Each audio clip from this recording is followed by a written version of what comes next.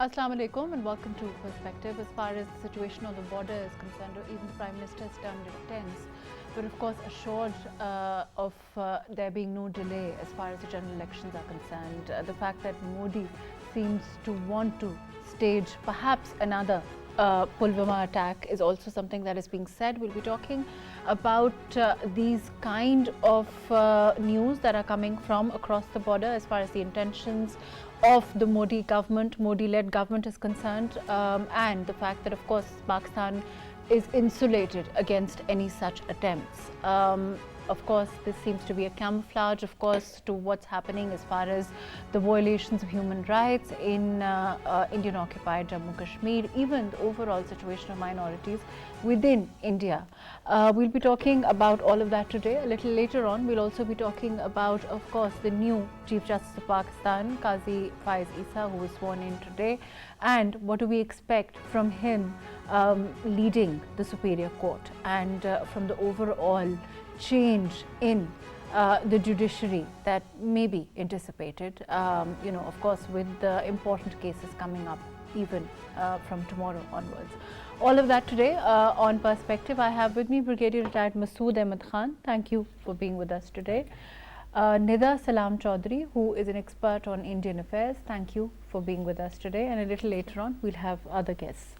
Ji, Brigadier Sahab, as far as the situation on the border is concerned, like I said, terming it tense is, of course, one way of looking at it. But there are reports that, India is planning something to, of course, his own popularity as far as Modi-led government is concerned.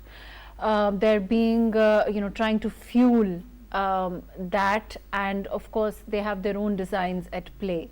How do you look at the situation at this time? And of course the army has also said that they're fully prepared for whatever may happen. Thank you very much. First of all, I would like to highlight some of the facts, ground realities. Ji. The border between Pakistan and India is about, it is around 3,133 kilometers.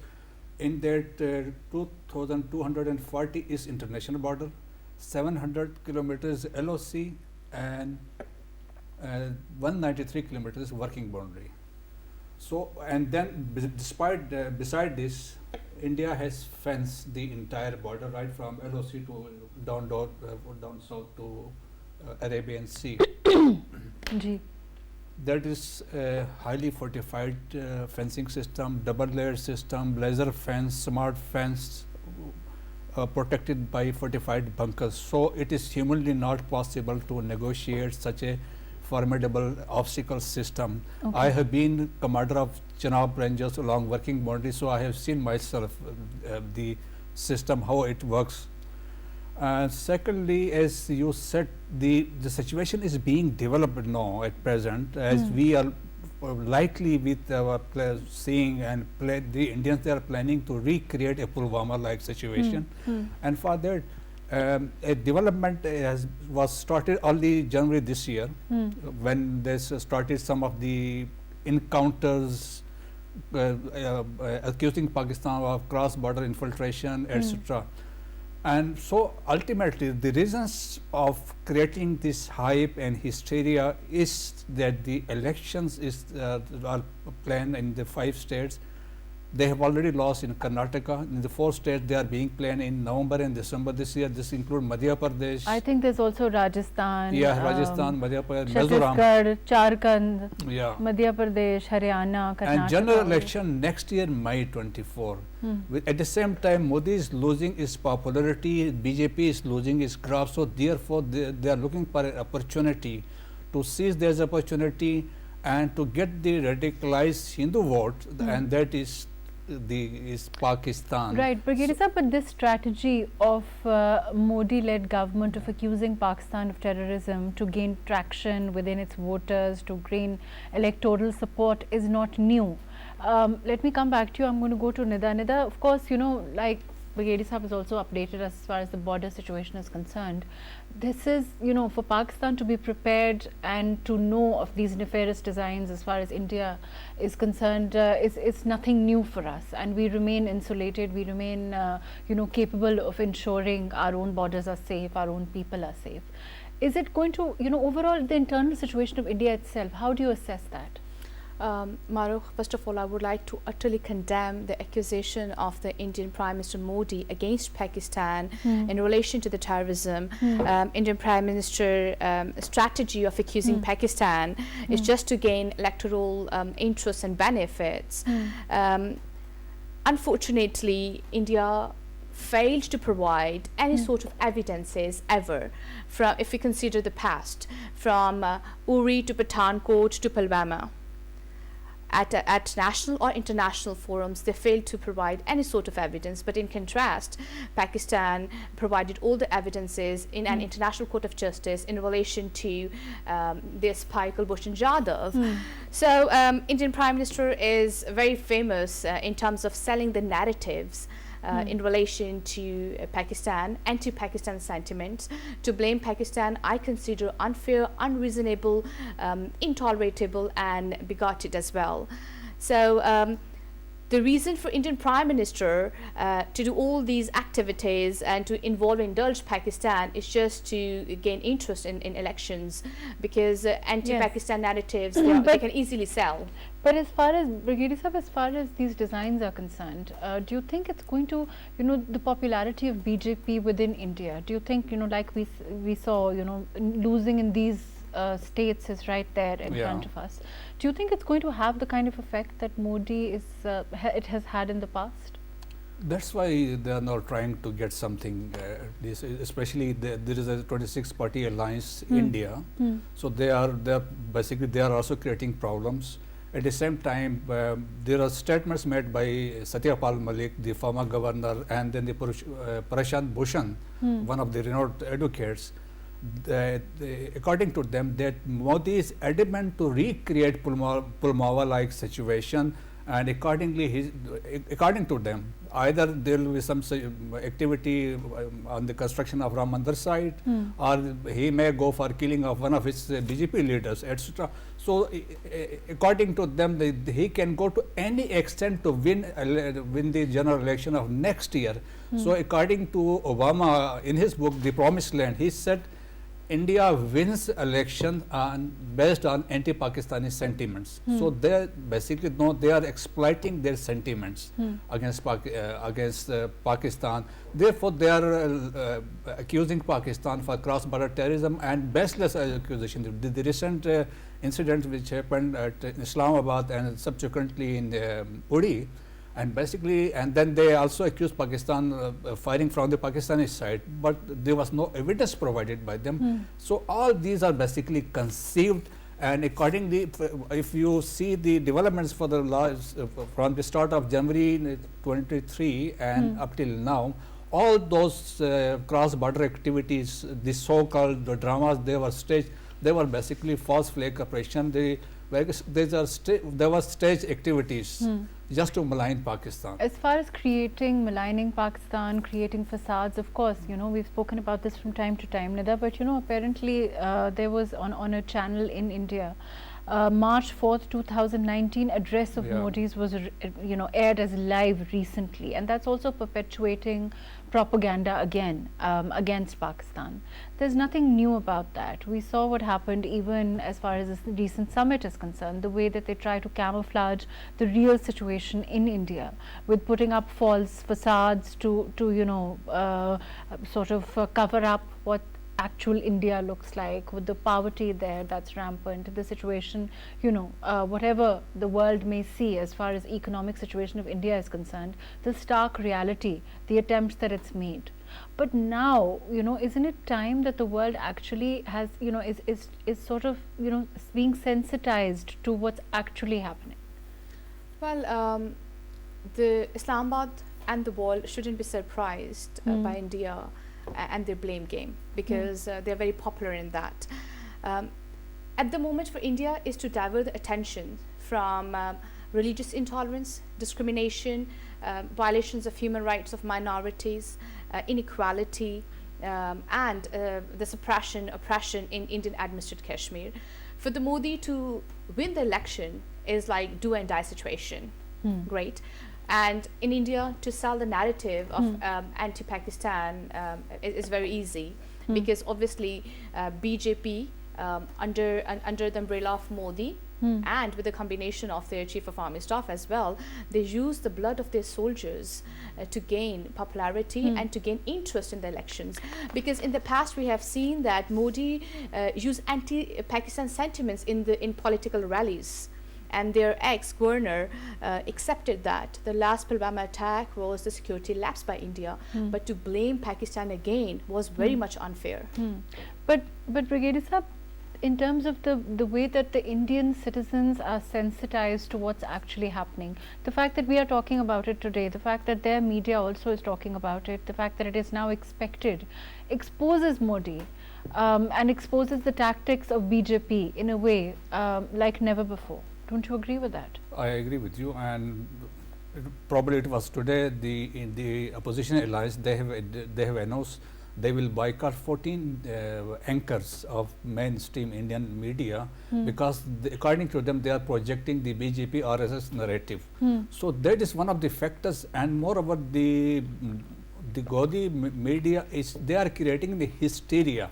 If you watch the Indian media channels, you will see, and the recent killing of those Indian officers at Islamabad and Baramulla, the way the hype was created like it was a war-like situation. So basically it is media is one-to-one with the ruling party. So therefore they are using all the possible opportunities to defame, malign Pakistan for cross-border terrorism.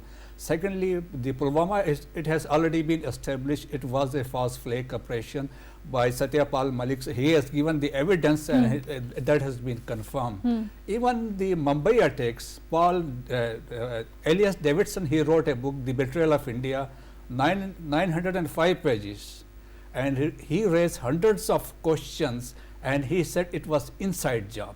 None of the Indians so far replied to his observation, the solid questions. So the even Uri, Pathankot, even Indian illegally occupied Jammu Kashmir Parliament, Indian Parliament, all things they were basically orchestrated just to malign Pakistan. And so they are good at doing these such type of but we also have comments by our own Prime Minister this time regarding, of course, we are also at a sensitive place as far as our economic situation is concerned overall, as far as having a caretaker government, and I think we all know the situation within Pakistan also. Announcing elections, a delay in elections, all of those things have been categorically refuted by the Prime Minister. Do you think we're insulated enough? I don't think so. I don't know what government is going to do. But in terms of our preparedness, of course, you know, we are prepared at all times to deal with any kind of, threat that comes from across the border. That is no issue at all. Pakistan is, they are more than ready to thwart any evil design, any misadventure by the Indians. And this time they are going to get a severe beating. Previously, 2019, it was just two mix was shot down and Abhinandan was captured. This time we have the potentials and we will demonstrate our capabilities. As far as the LOC is concerned, the working boundary is concerned, the troops are there alert, they understand what to do in case of any eventuality. So therefore there is no issue as far as the borders are concerned. Pakistan army is fully prepared to thwart any evil designs, and they will get a befitting reply. Nida, what about the situation within Kashmir and, of course, India also as far as minorities are concerned? The way that, it's been taken up internationally, the way that India has exposed itself under Modi's rule, under his party, BJP, their strategies, and the way that unfortunately the minorities have suffered during his tenure is unparalleled, and that also is in front of the world and international community. Mahrukh, I strongly agree with you actually on that perspective. On one hand, in Modi's India and Modi, they are claiming that normalcy in Indian administered Kashmir, then why the rebels are picking up the guns and why they need at this stage of false flag operations as they did earlier. I would like to agree with Brigadier Saab as well, when Pakistan served the fantastic tea to them. Great. So there is no dubiety that India is just bluffing within the eyes of the international community, but in reality, the ground reality is that the people are suppressed and their rights are violated from all perspectives. But as far as Punjab, it was the darkest era, Modi era for the Indian administered Kashmiri, I consider the darkest era. And the reason why that he's been able to win also is largely because of these tactics that, you know, it seems like he might resort to again. Brigadier Saab, you know, as far as Punjab itself is concerned, when we say Panun warned India that if a peaceful resolution is not sought to this issue in Punjab, things can escalate into armed conflict. Yeah. So things are not all bright and you know, as bright and as Modi would have you believe. I entirely agree with you. Look, most probably our domestic audience, they don't understand what is happening inside India. If we start from Northeast India, 7 states, all the states, they are struggling for independence. We have seen what is happening inside Manipur. Churches are burning, cookies are being killed, and then the Khalistan movement is there. Then Indian illegally occupied Jammu and Kashmir, the atrocity, the draconian laws and killing and etc. And then there is a Naxalite. They are covering 40% of Indian geographical area.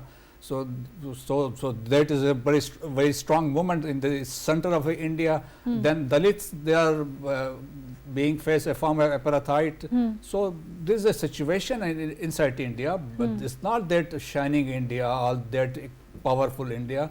But even we have seen recently when the G20 summit was there, so they have basically sealed those areas which were slums, not to be shown to the dignitaries. So this is how they are doing the activity inside within the India.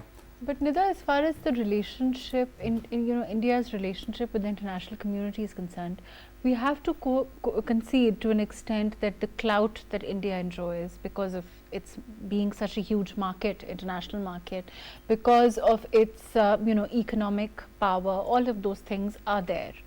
And because of that, they've been able to gain where ordinarily, and you know, the world has closed its eyes to a lot that Modi's led India has done for its people, for not only, you know, for minorities, for Kashmiris, whatever you may call it. But how long is that going to last, in your opinion? You think that the dent is there? You think that the world will react? You think that there's going to be, you know, sooner or later, somebody has to call it like it is, right?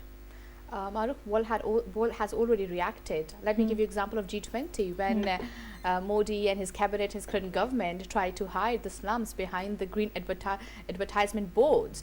The journalists from India, within the India actually, they exposed on different TV channels actually, international media again. A lot of questions were raised after G20 when it comes to human rights violations and double standards of India.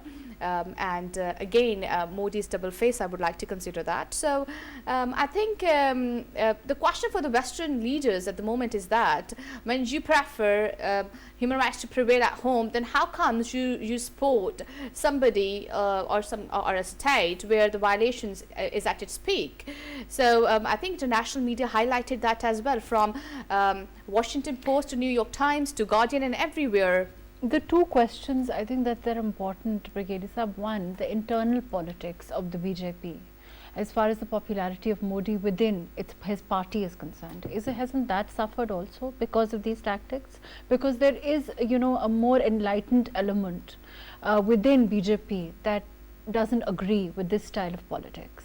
The second is the intelligentsia within, you know, India that calls it like things are. You know, as far as Satya Paul also being one of them, Arundhati Roy also has written on numerous occasions the actual situations that is pervasive within India.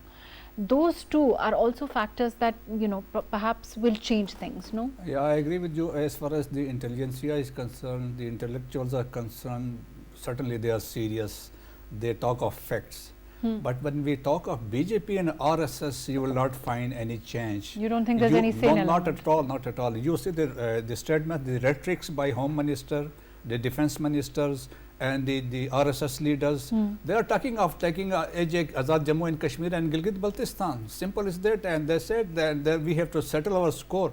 So that is why basically the hype, basically it is the BJP leaders, then the Prime Minister himself, and then the military officials, the Chief of Army Staff, the Northern Commander who's in Udhampur, then the 15 Corps which is in Srinagar.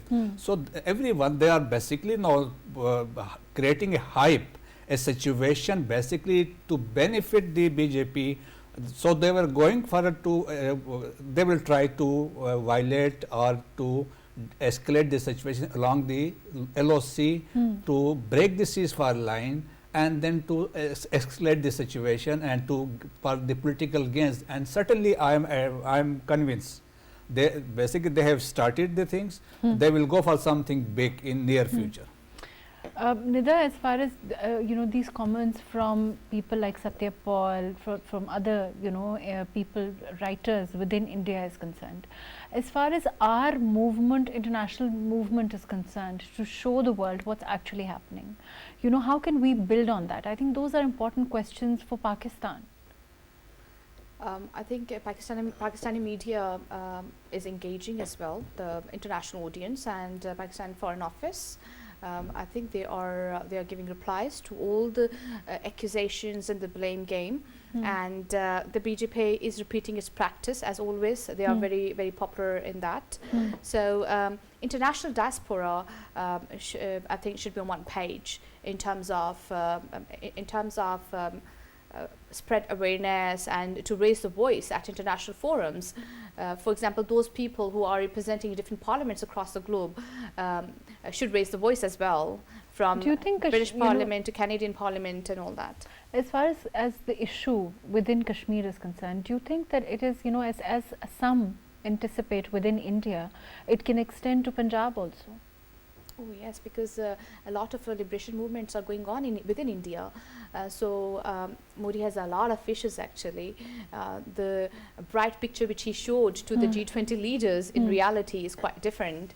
So it can extend to Punjab because the Sikh community and even within Delhi, the Dalit community, the Muslims. So the RSS ideologists under the umbrella of Modi government and cabinet, they are not only discriminating people from different backgrounds, they are actually quite hungry for their blood. So they are looking forward for the. Ji, please. Basically, Khalistan movement has already been revived now. The farmer protest was part of this basically revival, and subsequently the Waris Punjab. And he has been now arrested and he is sent to probably northeast India, and subsequently the killing of one of the prominent Sikh leaders across, even the one who was killed in Najar in Canada, one killed in Lahore. So these were the prominent Sikh leaders basically. So they were working for Khalistan, so they were killed, and the Sikhs for justice across the globe, they are going for a referendum, and overwhelming majority they have voted for a Khalistan. So similarly the sentiments within Punjab is for for Khalistan. And certainly, as you said, there is a link, certainly going to be a link between Indian illegally occupied Jammu and Kashmir and Indian Punjab. And soon you will see the revival of the movement. And we have seen they have constructed statues of those two individuals who were involved in the assassination of Indira Gandhi in the Golden Temple. So the feelings of Sikhs are there, and Sikhs are also demanding the removal of Article 25(2)(b), which they, according to Indian Constitution, Sikhs are part of Hinduism. They say we are not Hindus, we are Sikhs. So there are so many things going on. As far as within India, as far as the spillover effect is concerned, do you think that the Indian people within India are cognizant of the kind of detrimental effect these policies are having, Nida? Because as far as for us, having a hostile border, a neighbor right across on one side, and then of course we have Afghanistan. As far as the regional security, is concerned for Pakistan, it should be of concern to everyone, and indeed the world also. Oh yes, it should be.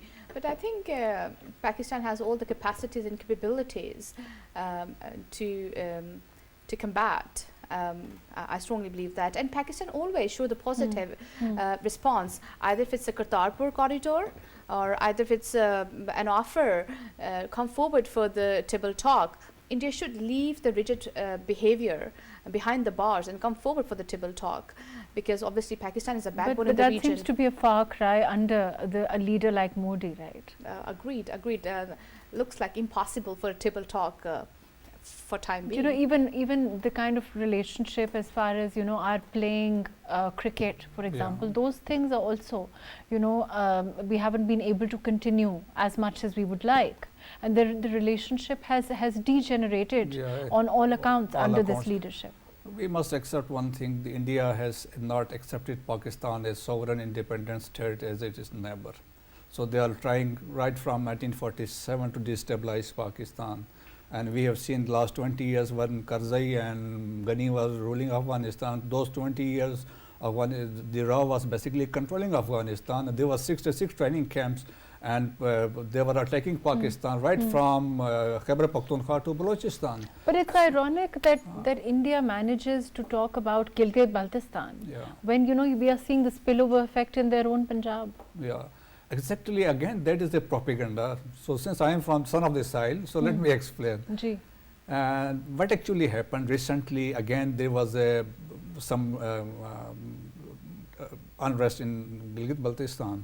So India seized the opportunity and they created a hype that the people in Gilgit-Baltistan, they are talking of joining so and so and etc. And they are in habit of the way Zee News aired the Modi's speech of 2019, and then the Times of India, they basically used two clips of a by-election rally and a protest in Gilgit as a protest against Pakistan. So basically they are using media to influence the public, but there is not a single person in Gilgit-Baltistan who talks of India basically. There are some who are based outside Pakistan, since they are, we understand and we know they are working for them, but in Gilgit-Baltistan people, they are loyal to Pakistan. As far as interference is concerned, as far as India's interference within Pakistan is concerned, that is not seized. You know, Kulbhushan Yadav is an example and is a stark case in point, and it hasn't seized at all, even from Afghanistan, even the interference from there overall. So India's role there, you know, as far as the region is concerned, and you know, I think of particular concern now is when will the international players step in, if at all? Well, as far as India's interference in relation to Pakistan is concerned, there's no doubt that India's use of Afghanistan soil, financing terrorism in Pakistan, try to destabilize Pakistan through Afghanistan or through Iran border by sending people like Kulbhushan and all that. On the other hand, I would like to add here, Mahrukh, that people of Gilgit-Baltistan and people of Pakistan administered Kashmir, there is no doubt that they are with Pakistan. Because why? The reason is that Pakistan gave them all their rights, and they are living happily and exercising all their rights actually. So India is considered as the mother of fake news without any dubiety. So that propaganda is common for them and there actually. Fair enough. As far as, of course, our own elections are concerned, we've had a statement from the Election Commission, we've had a statement from the Prime Minister also categorically saying that there's no reason for that the situation that can or, you know, India wants to develop on the border to influence a delay at all in the elections.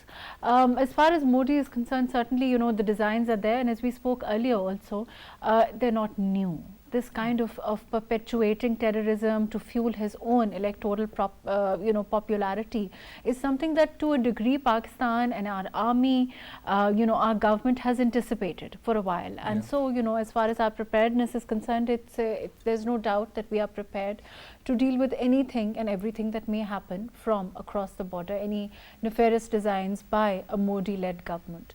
Unfortunately, that's all the time that we have for this segment. Thank you so much for being with us. Brigadier Masud Ahmad Khan, thank you for joining us.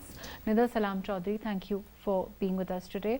We'll be taking a short break, after which we'll come back to talk about the new Chief Justice and his swearing in that happened today, his court that tomorrow we'll hear some of the very important and unfortunately controversial cases during the last tenure.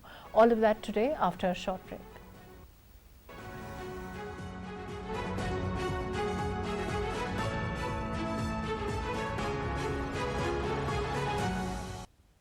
Assalamu alaikum and welcome back. We'll be talking about the new Chief Justice and what do we expect from him and his leadership as far as the Supreme Court is concerned. I have with me Advocate Supreme Court Haris Azmat. Thank you so much for being with us. Haris, can you hear me? Yes, I can hear you. Haris, so the news Chief Justice, the swearing in happened today and from tomorrow he'll be hearing some of the controversial cases, particularly 184(3). What do you expect now from the court to an extent when we talk about the last tenure, when most agree as far as the former Chief Justice Umar Ata Bandial is concerned, his decency, his conduct as far as a Chief Justice, but there has been a certain controversiality in associated with that tenure. Would you agree?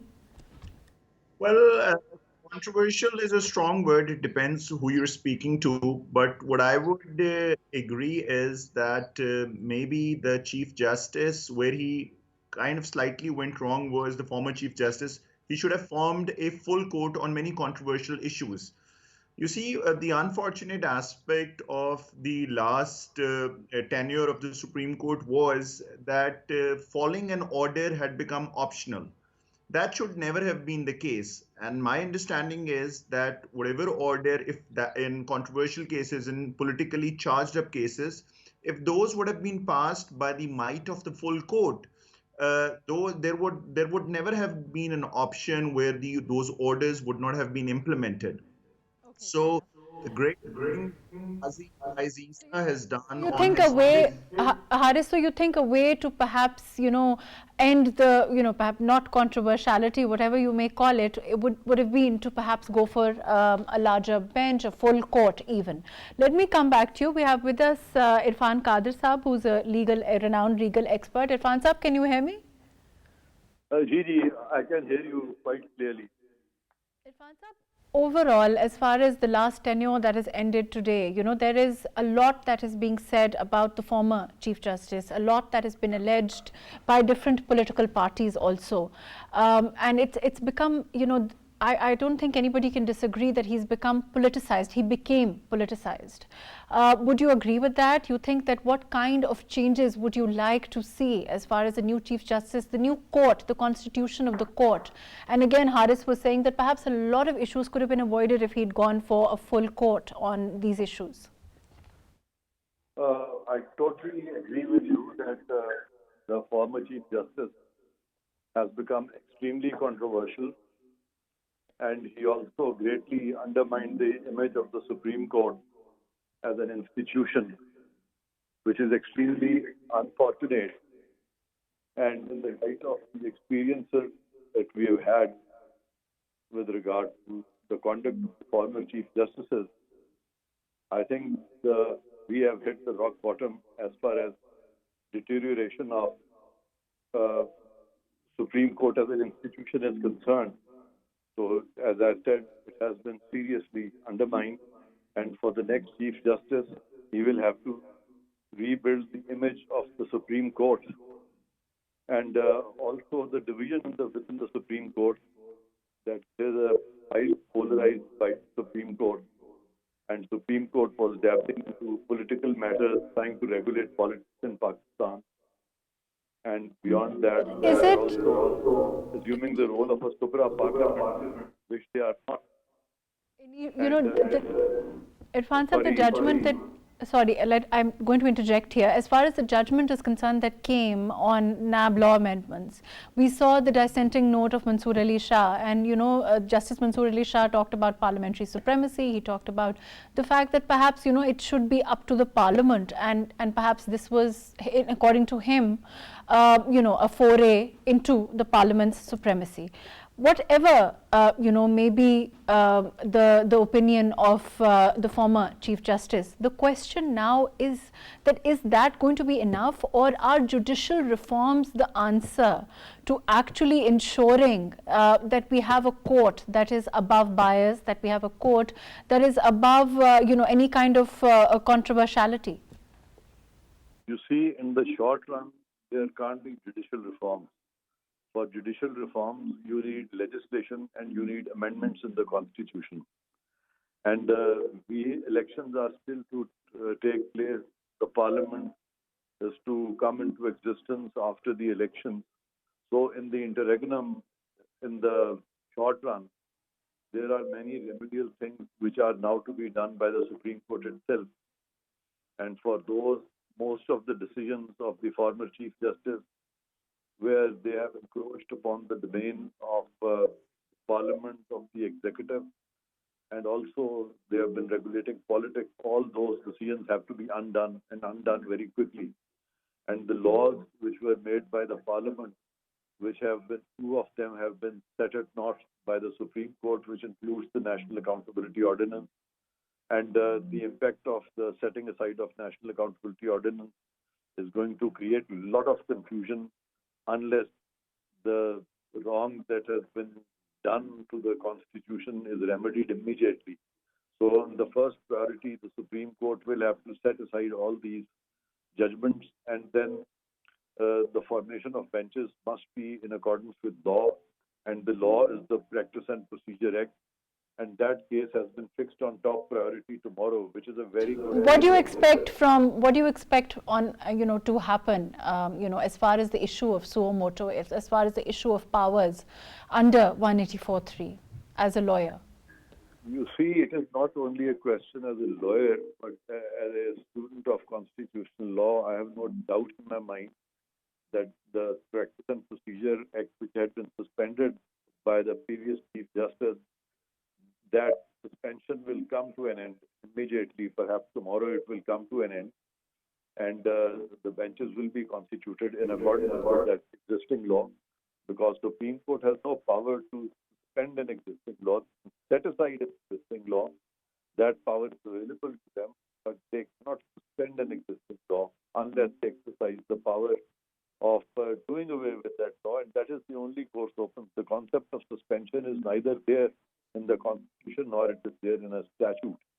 So that has was grossly something very wrong that was done by the like-minded judges, and that tomorrow, on the first step that is being taken, once that law comes into operation, then the benches will be constituted in a just and fair manner.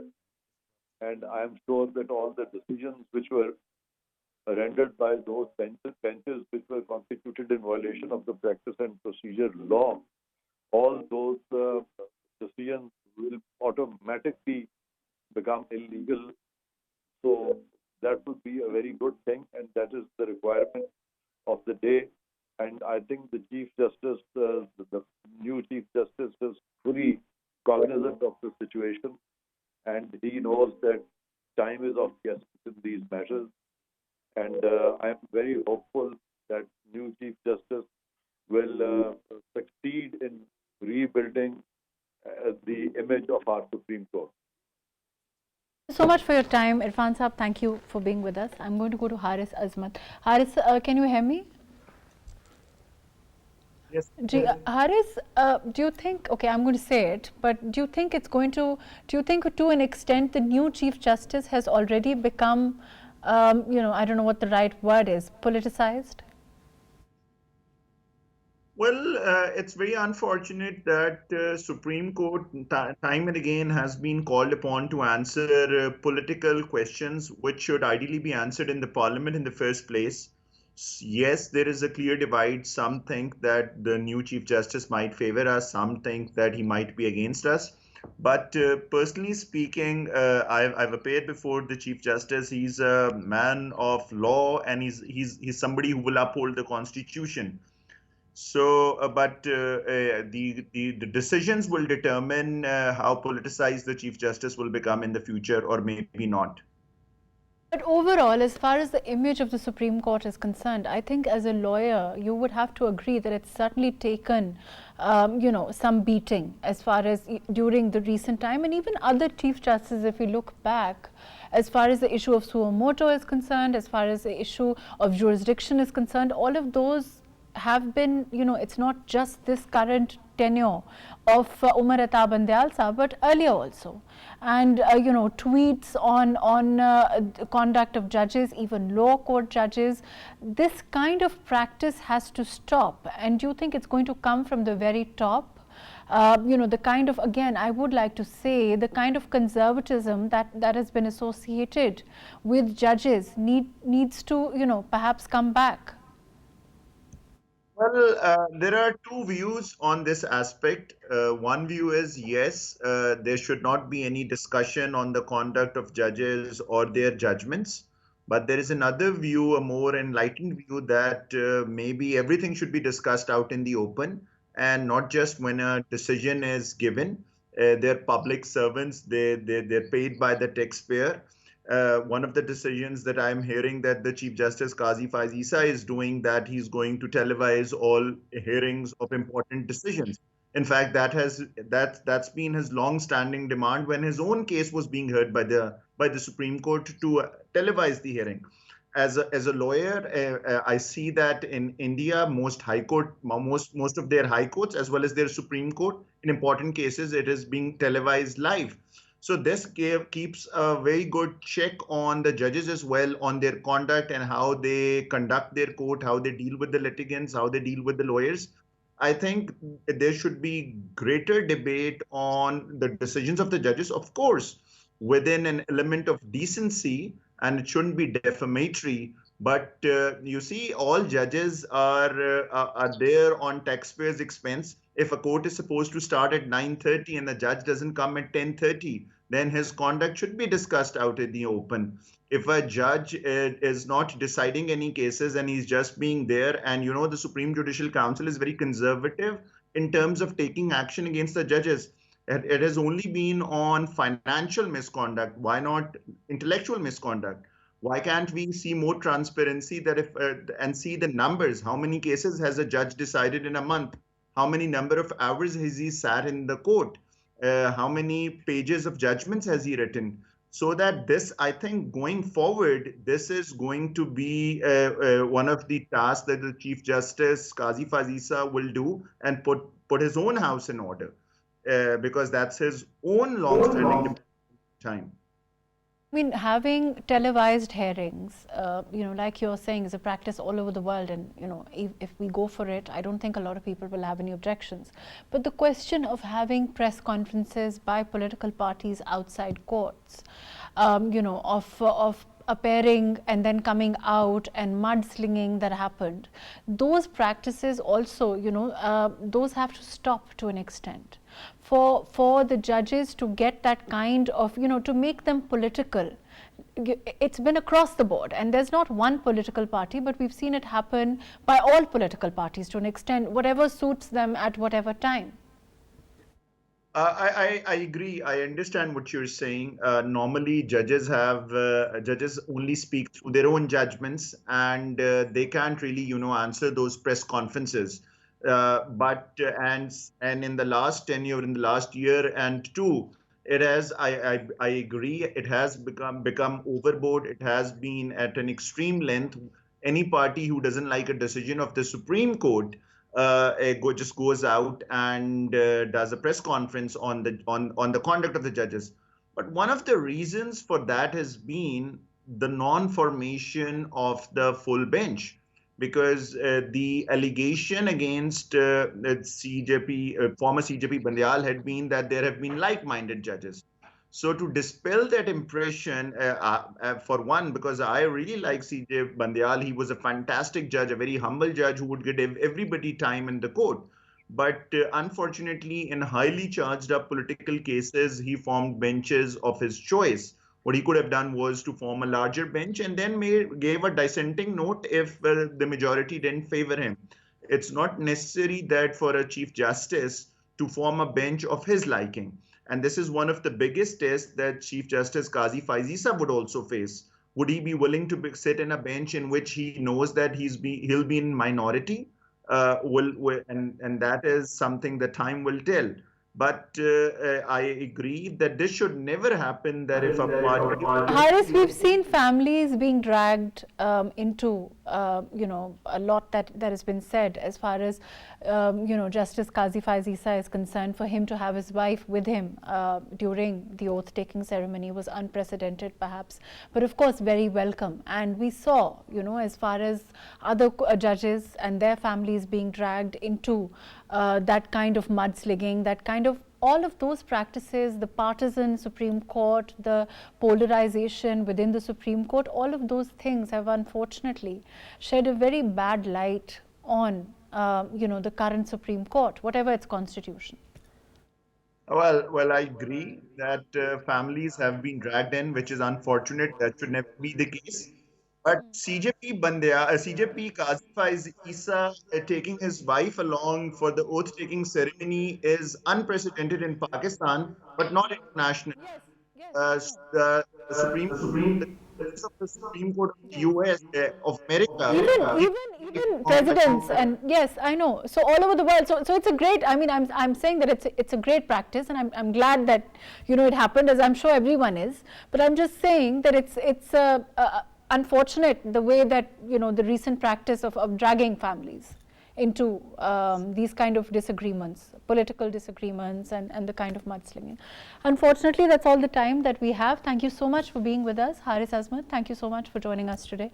Overall, of course, the new CJ and his very important cases scheduled for Monday, as far as the issue of 184.3, the jurisdiction, all eyes on how he chooses to adjudicate, how he chooses to chair his the Superior Court on these important issues, NAB Amendment Bill, its political consequences, invariable political consequences for political leaders. All of those things will determine, of course, how and what kind of a Supreme Court we will see happening under the leadership of the very capable Qazi Faez Isa. Thank you so much for joining us today on Perspective.